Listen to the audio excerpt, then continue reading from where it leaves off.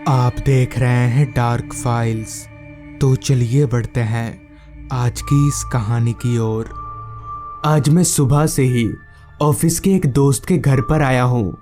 उसका घर दूसरे शहर में है, जहाँ आने के लिए मुझे ट्रेन का सहारा लेना पड़ा।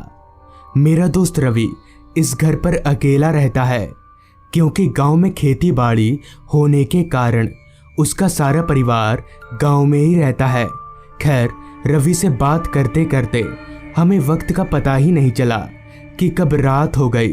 फिर जब मैंने अपनी निगाहें घड़ी की ओर घुमाई तो वक्त हो रहा था रात के 8 बजे का। वक्त देखकर एक पल को तो मैं चौंक गया, क्योंकि मुझे आज किसी भी हाल पर अपने घर लौटना है। जिस पर मैंने रवि से कहा, भाई अब मैं निकलता हूँ, अगर और रुका तो आखिरी ट्रेन भी मिस हो जाएगी। इस पर रवि ने कहा, अरे आज यहीं रुक जा, कल चले जाना। जिसके बाद मैंने रवि को बताया कि कल मुझे कितना ज़रूरी काम है, क्योंकि कल मुझे अपने पिताजी को लेकर एक डॉक्टर के पास जाना है और उस डॉक्टर का अपॉइंटमेंट मुझे बहुत मुश्किल से मिला है। घर से निकलते वक्त रवि ने मुझे एक छाता दिया और कहा, छाता अपने पास रख, बाहर मौसम काफ़ी ख़राब है। जिसके बाद मैं घर से निकलकर स्टेशन की तरफ चलता बना। घर से बाहर कदम रखते ही काफ़ी तेज चल रही हवाओं ने मुझे ये बता दिया कि बारिश आने वाली है, तो मैं जल्दी जल्दी स्टेशन की तरफ आगे बढ़ने लगा। रवि के घर से स्टेशन पैदल चलकर जाने में करीब 1 घंटे का वक्त लगने वाला था, मगर मेरे पास उतना वक्त नहीं था कि मैं पैदल जा सकूं, क्योंकि आखिरी ट्रेन रात के 9 बजे की थी। तो मैं चलते चलते अपनी नज़रों को इधर उधर घुमाकर किसी सवारी को भी ढूंढने लगा, लेकिन रास्ता पूरी तरह से वीरान था। दूर दूर तक मेरे अलावा मुझे और कोई भी दिख नहीं रहा था। अभी मैं चल ही रहा था कि तभी बारिश शुरू हो गई, वो भी मूसलाधार। खैर, भला तो हो रवि का, जिसने मुझे पहले ही एक छाता दे दिया था, जो अभी मेरी काफ़ी काम आ रहा है। उस छाते की मदद से अभी मैं आगे बढ़ ही रहा था कि तभी मुझे पीछे की ओर से किसी गाड़ी की आवाज़ सुनाई पड़ी।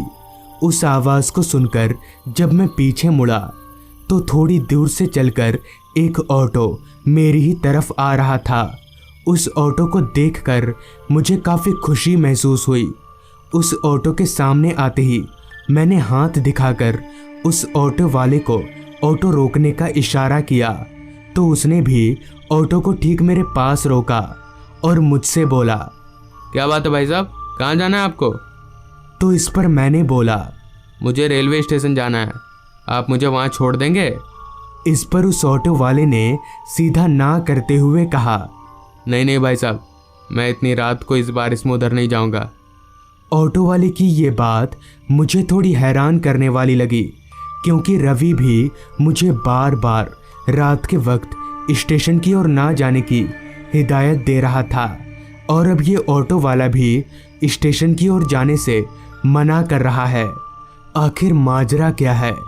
फिर मैंने उस ऑटो वाले को अपनी सारी परेशानी बताई और ज़्यादा पैसों का लालच भी दिया, तो वो ऑटो वाला चलने को मान गया और मेरे ऑटो में बैठते ही उसने ऑटो भगाना शुरू कर दिया। मगर बारिश अब और काफ़ी तेज हो गई थी। एक तो घना अंधेरा, ऊपर से तेज छमछमाती बारिश, जिस कारण ऑटो वाले को ऑटो चलाने में काफ़ी मुसीबतों का सामना करना पड़ रहा था। और तो और उस ऑटो वाले के ऑटो का वाइपर भी ठीक से काम नहीं कर रहा था। मैंने उस ऑटो वाले को आखिरी ट्रेन का समय बताते हुए ऑटो को और तेज भगाने को कहा, तो उस ऑटो वाले ने ऑटो की रफ्तार और बढ़ा दी।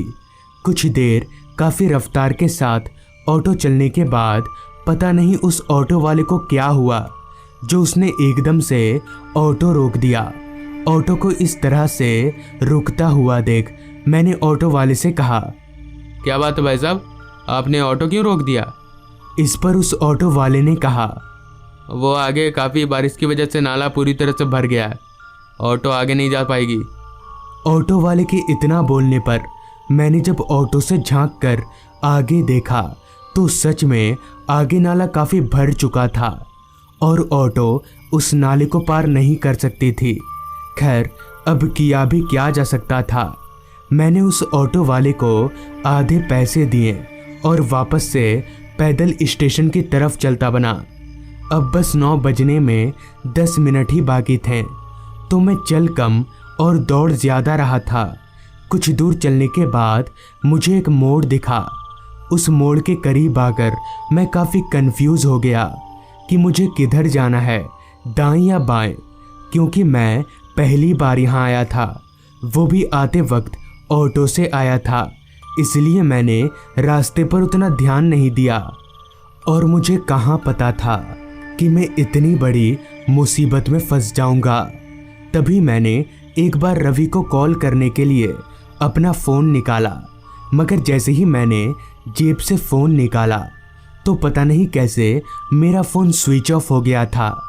मैंने फ़ोन ऑन करने की भी काफ़ी कोशिश की, मगर मेरा फ़ोन ऑन नहीं हुआ। अभी मैं खड़े खड़े सोच ही रहा था कि तभी दाईं तरफ रास्ते से मुझे थोड़ी दूरी पर कुछ चमचमाती लाइटें दिखीं। उन लाइटों को देखकर मुझे लगा कि शायद स्टेशन इधर ही होगा और मैं दाईं तरफ वाले रास्ते की तरफ आगे बढ़ने लगा। वो रास्ता और भी ज़्यादा वीरान था, बस कुछ लाइटें ही उस रास्ते पर मुझे नज़र आ रही थीं। मैं चलकर उन लाइटों के करीब गया तो मैंने देखा कि वो लाइटें एक छोटे से ढाबे से आ रही हैं। अब तक 9 बज चुके थे और मेरी ट्रेन भी छूट चुकी थी, तो मैंने सोचा क्यों ना आज की रात इस ढाबे पर ही गुजार लिया जाए और सुबह पहली ट्रेन से ही अपने घर चला जाऊंगा। ये सोचकर मैं उस ढाबे पर गया तो वहाँ कई सारे लोग बैठकर खाना खा रहे थे। काफ़ी देर से पैदल चलने के कारण अब मुझे भी भूख लग गई थी, तो मैं भी खाने के टेबल पर जाकर बैठा और आवाज़ देकर वेटर को बुलाया और खाने का ऑर्डर दिया। तो सबसे पहले वेटर ने मुझे एक गिलास पानी लाकर दिया। प्यास तो मुझे काफ़ी तेज लगी थी, तो वेटर के गिलास रखकर जाते ही मैंने गिलास उठाकर पानी पिया। तो मेरे पानी पीते ही उस पानी में से एक अजीब सी गंध आने लगी। मैंने तुरंत ही उस पानी को मुंह से उगल दिया और एक बार जब गिलास के अंदर झांक कर देखा तो मेरे पैरों तले ज़मीन निकल गई, क्योंकि उस गिलास में पानी नहीं बल्कि खून था। तो मैंने चिल्लाकर वेटर को बुलाया, तो वेटर मेरा खाना लेकर मेरी ही तरफ आ रहा था। उसके आते ही मैंने उससे उस खून वाले गिलास के बारे में पूछा, तो वो ज़ोर ज़ोर से हंसने लगा और बोला, हाँ ये खून है, और वो भी इंसान का खून। उस वेटर के इतना बोलते ही उस ढाबे पर बैठे सारे लोग डरावनी सी मुस्कुराहट लेकर मेरी तरफ देखने लगे, मगर सारे लोग एक साथ मुस्कुराकर मेरी तरफ क्यों देख रहे हैं। अभी मैं ये सोच ही रहा था कि तभी उस वेटर ने खाने के ऊपर ढका प्लेट हटा दिया। तो उस प्लेट के हटते ही मैं ज़ोर ज़ोर से कांपने लगा, क्योंकि उस प्लेट के हटते ही उसके अंदर से एक इंसानी कटा हुआ सर निकला।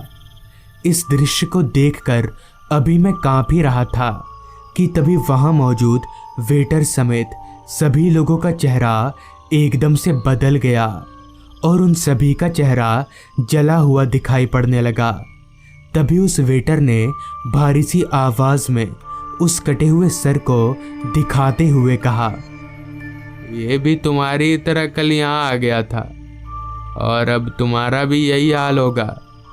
अभी उस वेटर ने इतना कहा ही था कि तभी वहाँ मौजूद सभी भूत मेरी तरफ बढ़ने लगे। ये सब क्या हो रहा है ये तो मैं नहीं जानता था, मगर मैं इतना ज़रूर जानता था कि अगर मैं यहाँ रुका तो मेरी मौत पक्की है। इसलिए मैंने बिना देरी किए सर पर दौड़ लगा दी और वहीं रुका जहाँ मुझे कुछ लोगों की भीड़ दिखी। मैंने जब उन लोगों को पूरी बात बताई तब उन्होंने कहा, दरअसल कुछ साल पहले उस रेस्टोरेंट में आग लग गई थी, जिससे बहुत से वेटर और बहुत से लोग जो उस वक्त वहाँ मौजूद थे वो जलकर मारे गए और तब से उनकी आत्मा वहीं भटकती है। तो दोस्तों, ये थी आज की कहानी। अगर आपको ये कहानी अच्छी लगी हो तो चैनल को ज़रूर सब्सक्राइब कर लें। तो मैं आपका दोस्त आर्यन जल्द ही मिलूँगा आपसे ऐसी ही एक कहानी के साथ।